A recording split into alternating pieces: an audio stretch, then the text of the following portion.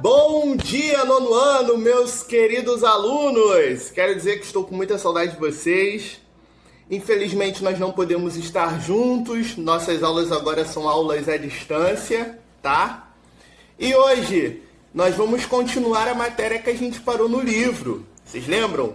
A última matéria que eu dei antes dessa pandemia, antes das aulas ter sido paralisadas na escola, foi a respeito da Revolução Russa. Eu dei até o capítulo 5 com vocês, que eu falo do início da Revolução.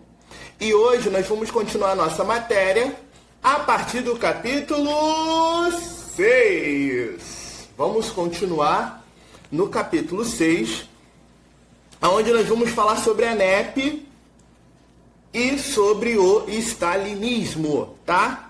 Mas antes da gente começar a falar sobre esse material, sobre esse novo capítulo do livro de vocês, eu vou colocar um vídeo para que vocês possam estar relembrando aquilo que a gente viu, né?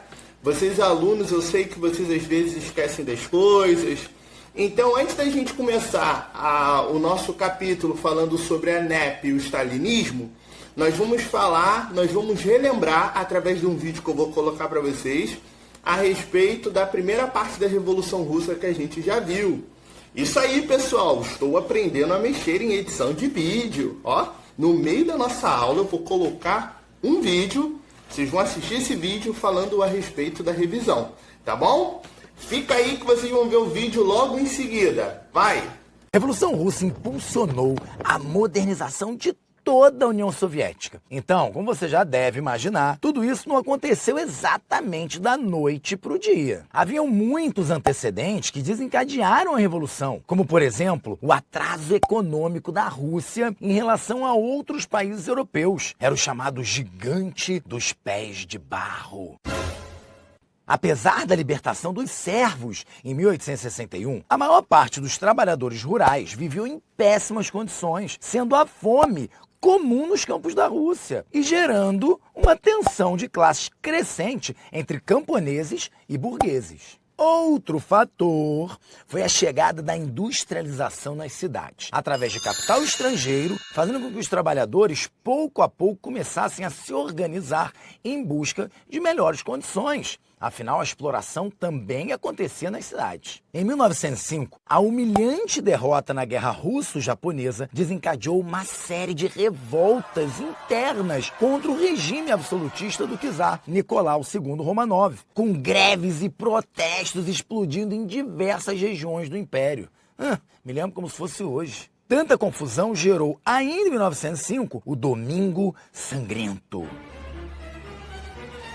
Episódio também conhecido como Ensaio Geral, onde guardas do czar receberam os manifestantes a tiros em frente ao Palácio Real. A situação ficou insustentável em 1914, quando a Rússia decidiu entrar na Primeira Guerra Mundial, mesmo estando devastada economicamente. A crise militar gerou até falta de munição durante o conflito, vê se pode, o que resultou na perda de milhões de soldados e piorou as tensões entre governo e população. A primeira fase do levante socialista só veio mesmo em 1917, com a Revolução de Fevereiro, liderada pelos mencheviques. Uma marcha pelo Dia das Mulheres acabou se transformando num protesto generalizado contra a situação da Rússia. Os proletários invadiram o Palácio do Czar em São Petersburgo e forçaram a sua renúncia, organizando-se em um governo provisório com Assembleia Constituinte. A política estava dividida entre bolcheviques e mencheviques, representados por inúmeros partidos socialistas e liberais. No entanto,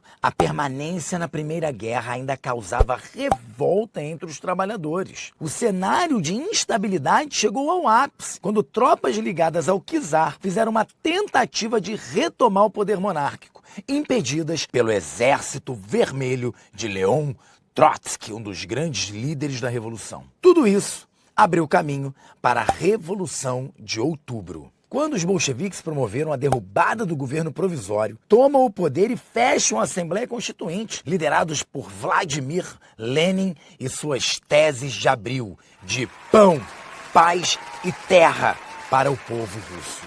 O Partido Operário Social Democrata Russo também retirou a Rússia da Primeira Guerra, aplicou a coletivização dos campos e introduziu medidas sociais para conter a miséria no país. Em 1900... Pessoal, o vídeo que vocês assistiram fala a respeito dessa primeira fase da Revolução Russa que eu já dei para vocês, tá? Então eu botei esse vídeo só para vocês relembrarem algumas coisas.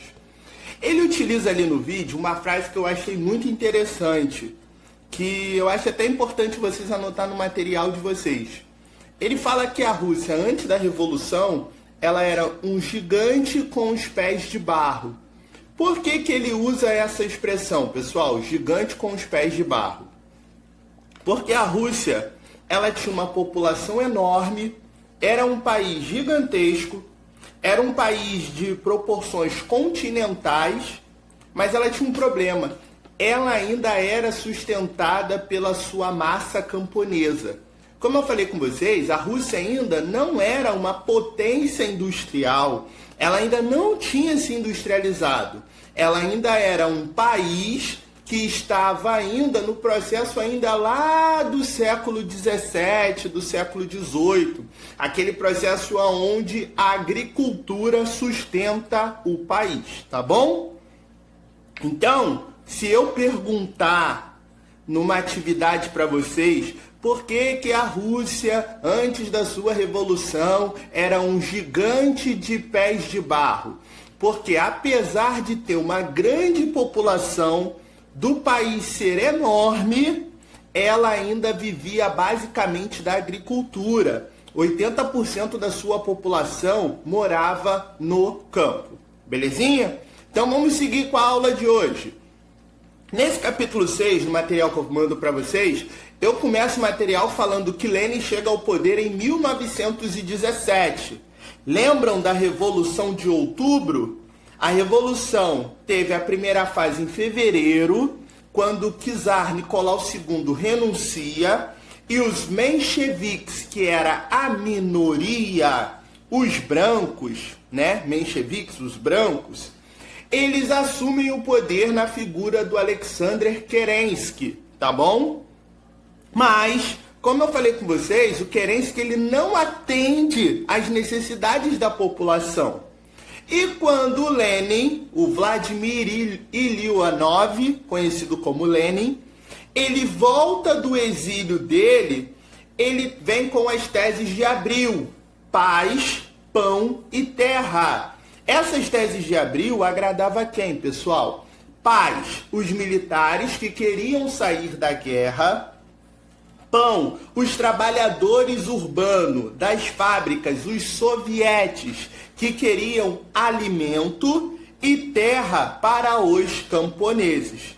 Então, com essas ideias, em outubro de 1917, o Lenin, com o apoio da ala radical, os bolcheviques e o apoio dos camponeses e dos operários, ele tira o governo provisório de Alexander Kerensky, dos mencheviques, e os bolcheviques assumem o poder na Rússia na figura do Vladimir Lenin, tá bom? Vamos lá. Os mencheviques aceitam isso de boa? Eles ficam calados? Não. E aí então começa na Rússia uma guerra civil entre os bolcheviques e os mencheviques. O Partido Comunista, ele se divide e você tem uma guerra civil. Os bolcheviques, eles eram liderados, eles eram chamados do Exército Vermelho. Era formado por camponeses, operários e a Guarda Vermelha. A Guarda Vermelha era a guarda responsável pela proteção do czar. Mas após o czar ter renunciado, a Guarda Vermelha vai para o lado dos bolcheviques. E aí surge uma segunda figura emblemática na história russa, que é o Leon Trotsky. O Trotsky, ele vai se juntar a Lenin através da liderança da Guarda Vermelha, tá bom? Do outro lado, eu vou ter os mencheviques, o Exército Branco, que era formado por industriais, burguesia e nobreza. Professor, por que esses grupos apoiaram os mencheviques? Simples, porque as ideias dos bolcheviques foi a nacionalização de tudo na Rússia. Lembra que eu falei com vocês? As terras da nobreza foi retirada, se tornaram terras públicas, foi feita uma reforma agrária, as fábricas foram estatizadas, você não tinha mais direito à propriedade privada. Então, esse grupo se reúne com a tentativa de voltar ao poder, tá bom? O que os bolcheviques e os mencheviques tinham em comum? A única coisa que eles tinham em comum era que eles queriam a saída do czar Nicolau II. Nicolau já está fora do poder. Então agora o que você tem é mencheviques e bolcheviques lutando pela liderança do país. E uma coisinha que eu botei aí, os mencheviques eles vão contar com o apoio internacional. As potências europeias capitalistas, elas apoiavam os mencheviques porque, na visão deles, os bolcheviques seriam um grupo muito radical. Então havia-se o temor de que com os bolcheviques no poder, como estava acontecendo e como aconteceu, a Rússia poderia distribuir pelo mundo a ideia de que se os operários e os camponeses se unissem, eles poderiam tomar o poder, tá bom? Pessoal, a Revolução Russa, ela representa para o século XX a mesma coisa que a Revolução Francesa representou para o século XVIII. Vocês lembram lá na Revolução Francesa, que eu dei para vocês, que o povo se une para tirar o rei absolutista do poder? E qual foi o final da Revolução Francesa, que eu sempre falo para vocês? O rei e a rainha tiveram a cabeça cortada em praça pública. Então, no século XX, a Revolução Russa tem o mesmo peso, porque a Revolução Russa representa agora que, quando camponeses e trabalhadores, as classes mais pobres, se unem, eles conseguem tomar o poder, tá bom? Então vamos lá, vamos seguir. Em 1918, a situação piora. Como, professor? A família real russa é assassinada. Eles estavam presos no Castelo de Inverno pelos bolcheviques, pelo Exército Vermelho. Mas os bolcheviques, com medo de que o Exército Branco lutasse pela liberdade da família real, eles matam, assassinam todos os membros da família real russa. E aí a situação explode dentro do país. A situação fica pior, a guerra civil se agrava e o Lenin, na liderança dos bolcheviques, ele institui no país o que ficou conhecido como comunismo de guerra. O que foi o comunismo de guerra, professor? Como está aí no material de vocês. O Lenin, através do Estado, da sua liderança, ele toma os meios de produção, ele controla os meios de produção. A partir de agora, você, produtor rural, não pode vender o seu produto para quem você quiser. O seu produto agora pertence ao Estado, esforço de guerra, e os operários, aqueles que fossem convocados pelo exército, eles deveriam lutar nas fileiras do Exército Vermelho contra o Exército Branco, tá? Então isso vai gerar até mesmo uma certa insatisfação dentro da população por esse controle estatal que Lenin promove dentro do país, tá? Os mencheviques, como eu falei para vocês, do Exército Branco, eles tinham o apoio da Europa capitalista, das potências europeias e até mesmo dos Estados Unidos. Só que, lembrem-se, em 1918 acabou a Primeira Guerra Mundial. Então, a Europa capitalista, ela não vai mandar os seus soldados para uma outra guerra lá na Rússia, sendo que era uma guerra interna. Qual é a saída, então, que as potências adotam? É a saída que ele ficou conhecida como cordão sanitário. O que foi isso? Eles isolaram a Rússia do comércio mundial. A Rússia não fez mais comércio com quase nenhum país da Europa capitalista, na tentativa de asfixiar o governo bolchevique, asfixiar o Exército Vermelho, a ponto em que eles não teriam dinheiro e nem recursos para manter o país e devolvessem o poder na mão do Exército Branco. Então, esse isolamento para enfraquecer os bolcheviques ficou conhecido como cordão sanitário, tá bom? A guerra acaba em 1922 com a vitória dos bolcheviques. O Exército Vermelho ganha essa guerra. Lenin, a figura de Lenin e a figura de Trotsky se destacam muito. Lenin como líder político e Trotsky como líder do exército. Eles ganham a guerra e agora nós não temos mais a Rússia. Nós temos a União das Repúblicas Socialistas Soviéticas, a URSS, que contava com a Rússia e mais 15 estados independentes que agora fariam parte da União Soviética, tá bom? E essa nova Rússia, ou a União Soviética, ela tem um marco muito grande que é a troca da bandeira. Eu vou mostrar agora para vocês a foto da bandeira da União Soviética. Olha aí, pessoal. Então vocês viram aí nessa imagem da bandeira que eu mandei para vocês, que agora a bandeira da União Soviética, ela tem um símbolo, que é o símbolo da foice e o símbolo do martelo.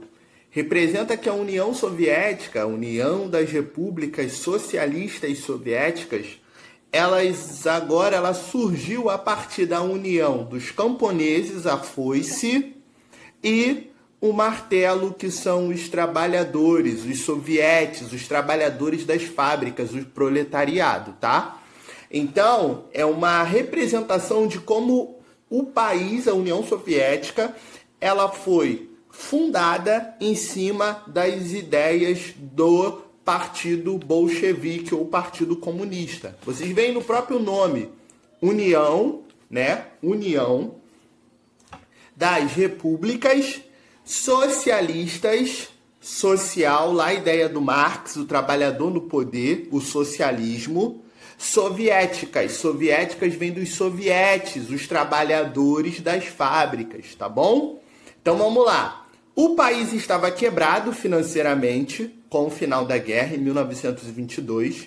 Em 1921, o Lenin ele adota a NEP, Nova Política Econômica, tá? Essa nova política econômica que foi adotada pela União Soviética, ela misturava práticas capitalistas como propriedade privada, foi liberada na Rússia. Na Rússia não, na União Soviética. Vocês vão lembrar que até então as propriedades, elas não eram propriedades privadas, eram propriedades do Estado. Então agora eu tenho a liberação da propriedade privada, eu tenho a criação de empresas, pequenas lojas e pequenas fábricas que vão estar na mão da iniciativa privada, da burguesia, e nós vamos também ter a entrada de capital estrangeiro. Como não tinha a União Soviética, Lenin, dinheiro para financiar esse processo, ele vai pegar dinheiro através de empréstimo no exterior. Ele vai abrir a União Soviética para a entrada de capital estrangeiro. Mas, aí tem o porém, práticas capitalistas, mas o Estado ainda detém o monopólio. Então vamos lá. Os setores estratégicos da economia, como o setor de petróleo, não estava na mão de empresas privadas, mas estava na mão do Estado. Setor de siderurgia, de transformar o ferro em aço, indústria química, está na mão de empresas privadas? Não, está na mão do Estado. Então, os setores que hoje nós chamamos de setores estratégicos da economia, eles não vão estar na mão de empresas públicas, privadas, mas ela vai estar na mão de empresas públicas. Os setores tidos como setores não tão estratégicos, como mercados, pequenas alfaiatarias, pequenas fábricas, Dar exemplo para vocês, uma fábrica que produz cadeira, uma fábrica que produz mesa, essas fábricas não estão na mão do Estado, porque eram fábricas pequenas. Essas vão estar na mão do setor privado, tá bom? Vamos lá. Passa-se os anos, a ANEP começa a dar resultado em 1927. Essa política começa a dar sinal em 1927. Mas em 1924, o Lenin vai morrer. Ele vai vir a falecer. Como ninguém é eterno, ele fechou os olhos para essa vida, como eu costumo falar para vocês. Então o Lenin morre. E aí você tem uma disputa interna dentro do Partido Comunista. E as duas figuras que vão disputar o poder vai ser Joseph Stalin, que era o secretário do Partido Comunista, e o Leon Trotsky, que era chefe do Exército Vermelho. E aí nós temos agora duas ideologias. Nós temos a ideologia de Stalin, que era socialismo em um país só. O Stalin defendia que antes da União Soviética promover as ideias comunistas pelo mundo, ela deveria solidificar primeiro o comunismo internamente, para depois partir para o mundo. Já o Trotsky, que era o chefe do Exército Vermelho, a figura que eu falei com vocês, que lá em 1917 ele se une a Lenin, ele já defendia uma revolução permanente. Ele defendia que a revolução começou na Rússia e ela deveria agora se expandir pelo mundo. Ela não deveria ficar restrita apenas à figura ou à União Soviética. Ela deveria se expandir pelo mundo. Então aí nós temos um choque de ideias. E agora eu vou passar um outro vídeo para vocês falando um pouquinho da figura do Stalin. Por quê? O Stalin, ele não está presente lá na Revolução Russa. Mas só que o Stalin, como bom político que ele era, secretário do Partido Comunista, ele através de alianças, ele através do conhecimento, o conhecimento político, conhecer as pessoas dentro do Partido Comunista, ele consegue chegar ao poder. Então, vocês olhem aí mais um vídeo que eu vou mostrar para vocês falando sobre a figura do Stalin. Tá aí, pessoal? Com o fim da Guerra Civil Russa, o Partido Bolchevique, ou melhor, Partido Comunista, instaurou pela primeira vez no mundo o regime socialista em larga escala. O negócio era o seguinte: a Revolução Russa e a Guerra Civil deixaram a Rússia completamente destruída. Tanto a produção industrial quanto a produção agrícola enfrentaram uma grave recessão. Na tentativa de melhorar essa situação, o Lenin, em fevereiro de 1921, criou a Comissão Estatal de Planificação Econômica, ou simplesmente Gosplan. O objetivo era centralizar as decisões econômicas, que apesar de estarem nas mãos do Estado desde o início da segunda fase da Revolução, ainda não contava com um órgão específico para administrá-las, e também elaborar planejamentos de curto, médio e longo prazo para a recuperação do país. Nesse contexto que, em março de 1921, foi elaborada a nova política econômica, NEP para os íntimos, dando um fim para o comunismo de guerra praticado durante a Guerra Civil. Ali ficou definido que haveria liberdade de comércio interno,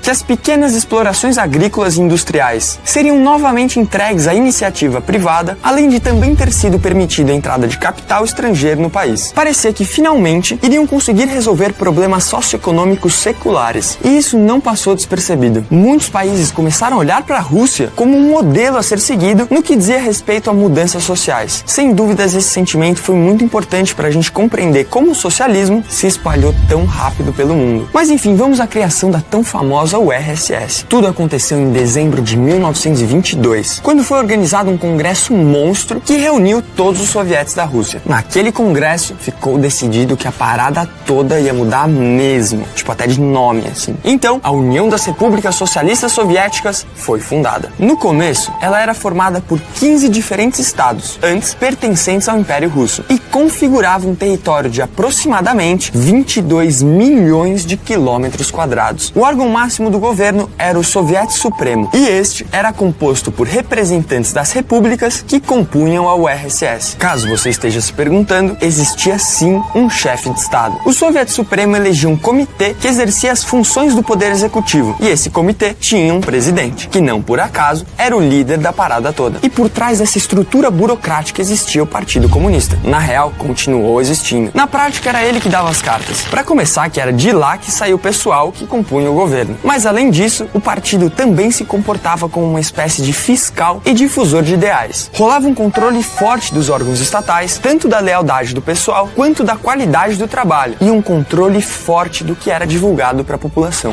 Peraí, que horas são? É hora de falar sobre o Stalin. Com as mudanças políticas ocorridas por conta da criação da União Soviética, nosso amigo Iosif foi apontado no ano de 1922 para o recém-criado cargo de secretário-geral do Partido Comunista. Caso você não se lembre, ele era membro do Partido Bolchevique, então meio que faz todo sentido ele ocupar um cargo desses. Tá ligado? Tipo, não é que isso fosse uma coisa incrível em um primeiro momento. Porém, era essa secretaria-geral que controlava quem ia efetivamente para o governo ou não. Então, com o tempo, sua posição foi se tornando extremamente estratégica. Stalin malandramente usou os poderes do seu cargo e sua astúcia, não contavam com a astúcia de Stalin para fazer nomeações de uma forma que em pouco tempo quase todo mundo do comando central do Soviet Supremo devia o seu cargo ao Homem de Ferro.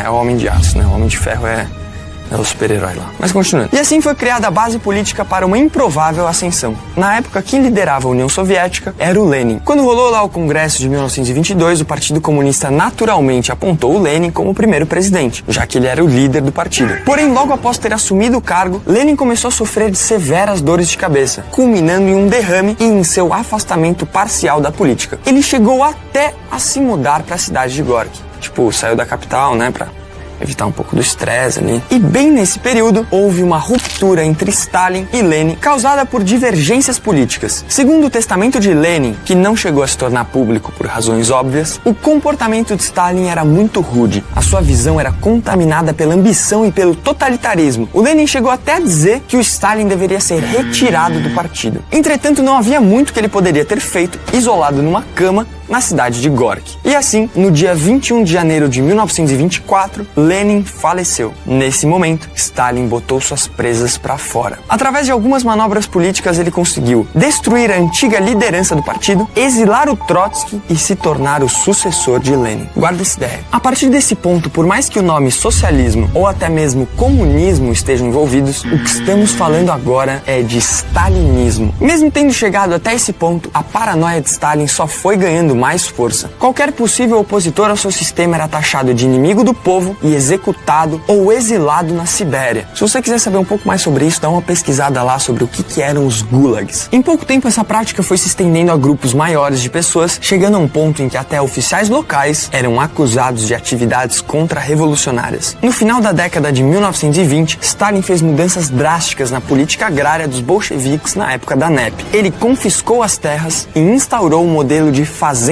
coletivas. O esquema era assim: a terra era do Estado e a produção também. Porém, o Estado se comprometia a distribuir essa produção entre a população. Bem parecido aí com a servidão no sistema feudal, Eis o que aconteceu. Muita gente não curtiu perder sua terra e não ter direito sobre o resultado de seu trabalho. E como consequência, a produção agrícola caiu. As pessoas simplesmente se sentiram menos estimuladas a produzir. Teve o efeito contrário do que o Stalin achou que ia ter. Então o Estado teve que ser mais assertivo em suas medidas e instaurou um lance chamado trabalho forçado. Acho que isso daí não precisa de explicação, Só para deixar claro, o que aconteceu no âmbito rural aconteceu no âmbito industrial. Num curto espaço de tempo, a União Soviética passou por um grande desenvolvimento industrial, sendo que em 1940 já podia exibir o título de terceira nação mais industrializada, perdendo somente para os Estados Unidos e para a Alemanha. Mas ao custo de quê? Da vida de milhões de seres humanos? Da liberdade de milhões de seres humanos? A história não para por aí, pessoal. Ainda aconteceu muita coisa com Stalin e com a União Soviética. Então vocês viram aí no vídeo como é que Stalin chega ao poder,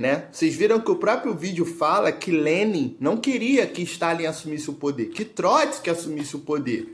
Mas pelo seu conhecimento político, pela estratégia política, por acordos feitos dentro do Partido Comunista, o Joseph Stalin consegue assumir o poder da União Soviética, tá bom? Vamos lá. A vitória de Stalin representa a vitória da ala política do Partido Comunista. E a primeira coisa, uma das primeiras medidas adotada por Stalin assumir o poder é abandonar a nova política econômica de Lenin. Ele então adota o que a gente chama dos planos quinquenais. A palavra é um pouquinho difícil, os planos quinquenais. Como funcionava isso, professor? Preste atenção. De tempos em tempos, a GOSPAN, que eu coloquei aí, Comissão Estatal de Planejamento Econômico, que era um órgão dentro do governo, criado lá por Lenin, ele se reuniria e iria estabelecer as prioridades, o desenvolvimento russo nos próximos 5 anos. Então a economia russa, ela começa a passar por um processo que a gente chama de economia planificada. O que o senhor quer dizer com isso, professor? Eles fariam planejamento de 5 anos e ao final desses 5 anos, os objetivos deveriam ser alcançados, tá? E de início, quais são as prioridades que Stalin coloca dentro do país? A indústria pesada, que é a indústria de aço e de petróleo, e uma infraestrutura de ferrovias para interligar o país.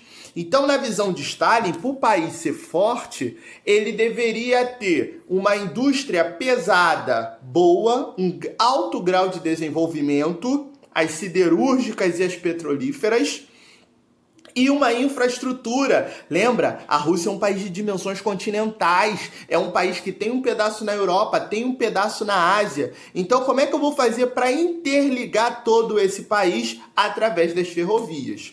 Com esse investimento do Stalin, você tem um problema. O setor de bens de consumo, alimento, vestuário, ele vai ficar muito enfraquecido. Então, você vai ter uma Rússia que depois de alguns anos do governo Stalin, vai ser uma Rússia atrasada.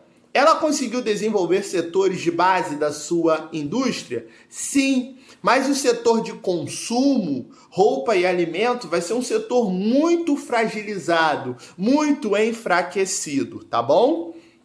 No campo, o Stalin promove a coletivização da terra, ou seja, as terras agora não eram mais terras privadas, mas eram terras públicas, a criação de cooperativas, essa palavrinha em russo aí difícil que eu não vou conseguir pronunciar, e as fazendas estatais. Então, toda a produção agrícola do país estava na mão do Estado, não estava na mão da iniciativa privada, tá bom? O governo de Stalin é dito como uma ditadura stalinista. O Stalin promove uma ditadura e logo no início do seu governo ele toma as atitudes que ficam conhecidas como Grande Expurgo. O que foi isso, professor? Perseguição política. Todos aqueles que fossem contra essas medidas autoritárias que Stalin estava tomando, você era considerado contra o Partido Comunista e você era perseguido. Prisões, deportações e eliminação de pessoas que fizessem a oposição. Você vai ter importantes figuras do Partido Comunista que lutaram na Revolução de fevereiro de 17, outubro de 17, lutaram ao lado de Lenin, que foram presas, deportadas ou eliminadas, mortas, como foi o caso do Trotsky. O Trotsky, que foi chefe do Exército Vermelho, que lutou pela Revolução, ele foi expulso da Rússia. Ele foge primeiro para a Turquia, da Turquia ele vai para a Suíça e da Suíça ele vai se refugiar no México. Como quando lá, Yasmin, você que me perguntou, ele conhece a Frida Kahlo, eles vão ter um caso. E aí vai ser uma coisa muito interessante. Ele vai sofrer 2 tentativas de assassinato. Na primeira, o Stalin manda para matar ele, mas não consegue. E na segunda, ele é assassinado no México. Então o Stalin, ele começa a promover a eliminação dos seus adversários, porque ele estava no poder. Por isso que o governo dele, eu coloco aí no material de vocês, é uma das ditaduras mais severas do século XX. Porque ele utiliza todo o aparelho do Estado, todo o Estado soviético, para poder eliminar os seus adversários. Aí você tem a criação da KGB, a polícia secreta. Todo mundo está sendo vigiado em todo o tempo. Os gulags, que são os campos de concentração na Sibéria. O que o Stalin fazia? Se a pessoa fosse contra o seu regime, aquele que ele não matava, não eliminava, ele mandava para os campos de concentração, trabalho forçado na Sibéria. E uma coisa muito marcante desses governos ditatoriais é a censura. O que é a censura, professor? Você vai ter pessoas na Rússia, como vocês viram naquele vídeo sobre o Stalin, que vão morrer de fome. Só que a maioria da população sabia disso? Não. Então, você censura os meios de comunicação. Nessa época, principalmente os jornais. Repressão. Se você estivesse falando mal de Stalin, você estava falando mal do governo. Mal comparando, pessoal, é quase que o regime absolutista lá da Idade Moderna, lá no século XVII, lá no século XVIII, aonde o Estado era o rei. Lembra que o Estado fala? O rei fala, o Estado sou eu. Luís XVI fala isso na França. O Stalin, então, adota essa medida.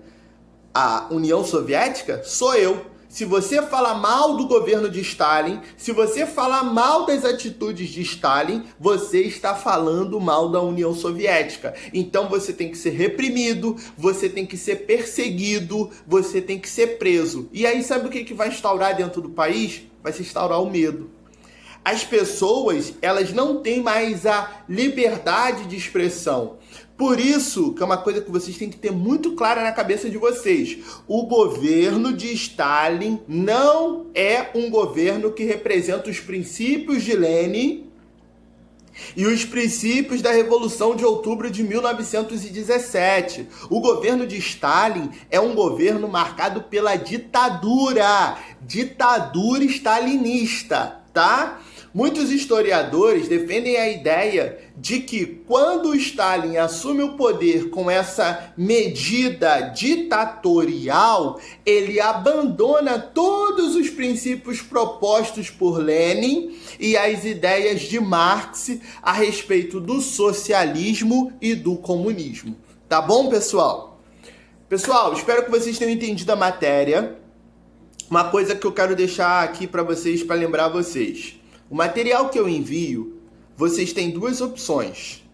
Ou vocês copiam no caderno, ou vocês podem imprimir esse material em PDF e colar ele no caderno. Fica a critério de vocês. Mas vocês precisam ter esse material no caderno de vocês, tá bom?